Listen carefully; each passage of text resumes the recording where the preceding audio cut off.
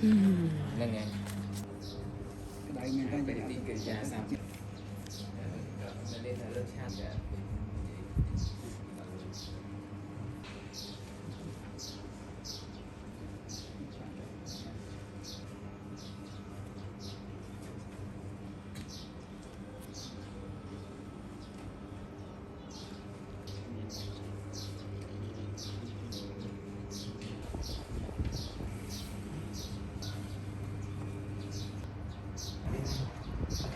ចំនួនទី3គឺបន្លែពេញត្រង់វិញ្ញាសាស្ត្ររូបនោះគឺក្នុងជាថាអង្ខាសបតិ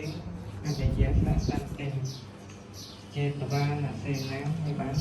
វិញ្ញាសាសរូបាវិញ្ញាសាសរូបានៅមានពាក្យបាលីនៅខាងដើមចេតវានសេនា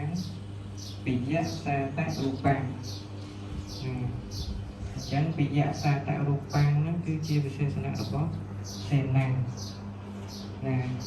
ហើយបទក្រិយារបស់សេនាគឺចេតវានៈចឹងឈ្នះនៅ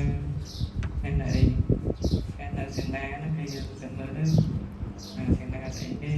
ណាបល័យពេញគឺអាចសេបានចេតវានៈសេនាវិញ្ញាសាតរូបាំង